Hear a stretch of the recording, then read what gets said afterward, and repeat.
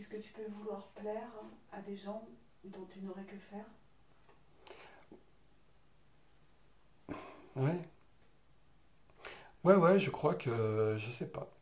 Là, ça va... Je sais pas. Ouais, là j'ai bon, alors tu vois, là, j'ai envie de rentrer dans le psychanalytique, quoi. Pourquoi est-ce si important? À quel moment j'ai pas plu? À quel moment j'ai cru que je ne plaisais pas? Est-ce que c'est ce moment de la petite enfance où ma maman m'abandonnait pour aller travailler? Est-ce que c'est ça? Je l'ai cru à un moment donné parce que j'ai un souvenir très très précis. À un moment donné, on a quitté Perpignan et on est parti à Nice. Et donc à Nice, j'ai plus de grand-mère, donc j'ai une nounou. Une nounou et j'ai un souvenir très très précis où elle avait un enfant du même âge que moi. Et à chaque fois que cet enfant prenait un objet, je le voulais. Bon, alors, lui, il était de bonne humeur. Donc il a dit, ah bah tu le veux, tiens, prends-le. Ah, alors je joue 2 minutes avec, il en prend un autre. Ah non, c'est lui que je veux. Bon, alors, si tu veux. Ah, il me le redonne. Et je veux l'autre. Et je veux l'autre.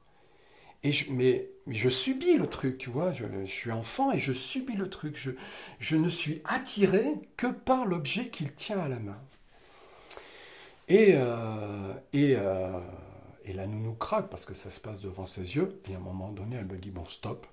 Écoute, ça suffit. Tu fais caprice sur caprice. Elle m'attrape et elle me met sur le balcon.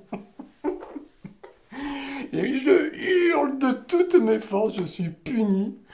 Et je hurle de toutes mes forces. Et immanquablement, parce que je vais cafeter à tous les coups, quand ma maman vient me chercher, elle lui raconte. Et donc là, quand même, je suis bien éduqué, hein, c'est pas les parents d'aujourd'hui. Ma maman me prend entre quatre yeux, elle dit qu'est-ce que c'est cette histoire-là, qu'est-ce qu'on me raconte, mais bon, je sais pas quoi lui dire. Je subissais le truc. C'était l'objet qu'il tenait dans la main dont j'avais envie et pas la tonne de jouets qu'il y avait à côté. Et cette histoire, elle, elle est revenue régulièrement, régulièrement. Tu vois, tout à l'heure, tu me parlais de t'en es où de la rêverie ou je sais pas quoi. Ben, tu vois, voilà, je ressasse des vieux souvenirs, des incompréhensions et j'essaie de comprendre. Et un jour, la lumière s'est allumée et je me suis dit, mais oui, qu'avait cet enfant que tu n'avais pas? Eh ben, sa maman. Là.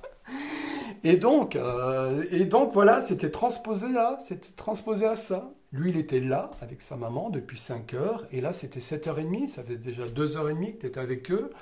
Et qu'est-ce qui te manquait? Qu'est-ce que tu n'avais pas qu'il avait lui? Ben, pas l'objet qu'il prenait dans sa main, mais ce qu'il symbolisait. Que symbolisait-il? Sa maman. Voilà. Et donc, finalement, je me suis dit, bah, peut-être que... Parce que... ouais, peut-être parce que j'étais très amoureux de ma maman enfant. Ouais. C'est vrai que j'ai le souvenir de la trouver très très très belle. Et pour pas grand, je peux dire que ma maman est laide, mais tu vois, ma maman était blonde platine. Et là, mais même les enfants de l'école me le disaient. Ma maman apparaissait, elle avait les cheveux de Marilyn Monroe et ça suffisait. Oh, quelle est belle ta maman! Et on n'arrêtait pas de me dire ça. Et j'ai quantité de souvenirs où on me disait que ma maman était belle. Et, euh, et c'est devenu un truc énorme. Et je me rappelle que le soir, ma maman venait m'embrasser avant de refermer la porte de ma chambre. Et avant de... Donc elle me faisait ce baiser sur le front. Et avant de fermer la porte, elle disait «Bonne nuit mon trésor». Et là, je me disais «Oh, mais tu t'imagines, tu es le trésor de cette femme. Tu n'es pas l'enfant. Non, tu es le trésor de la princesse. Et dans une tête d'enfant, tu vois, un trésor, c'est un truc mais phénoménal. Et tu es le trésor de la princesse du château. Et, euh, et donc, tu vois, ça m'a construit quand même, parce que à certains moments de ma vie, je me suis trouvé quand même assez costaud, tu vois, assez droit dans mes bottes, quoi, assez solide.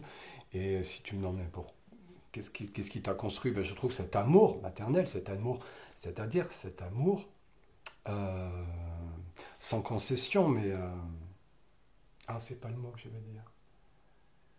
Sans contrepartie. J'ai besoin juste, je suis là. J'ai rien besoin de faire pour mériter cet amour. Bon, ben, c'était ouais, gigantesque. Et donc, certainement, tu vois la perte. Et peut-être, je me dis, cette maman que tu as dû l'étendre, qu'elle t'abandonne pour aller travailler. Ce qu'on font les mamans qui travaillent, hein, eh bien, peut-être que tu l'as super mal vécu et super mal digéré. Et cet abandon, bah, c'est devenu un truc. euh, en tout cas, peut-être que longtemps, très très très longtemps. Ouais, ouais, c'est sûr, très très très longtemps. Tu as cherché à plaire à cette dame. Et c'est sûr que quand je décide de faire les beaux-arts, une fois mon bac S en poche, là, j'ai arrêté d'être le bon fils. Là, j'ai nagé à contre-courant. Bon, et on a trouvé un juste milieu. On m'a autorisé à faire art plastique à la faculté. C'est-à-dire que j'allais avoir une licence. Pas les beaux-arts, non. Il y a que les perdus, il y a que les paumés qui... Non, ou les vrais artistes, enfin, je sais pas. Non.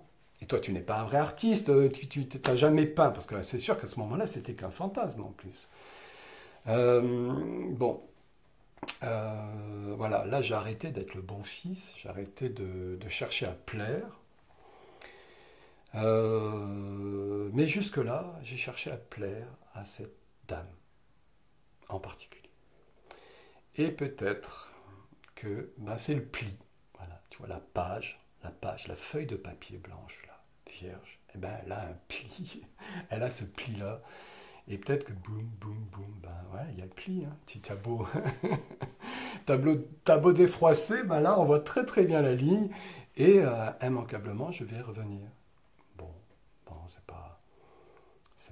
c'est pas méchant, hein, tu vois, je présente bien.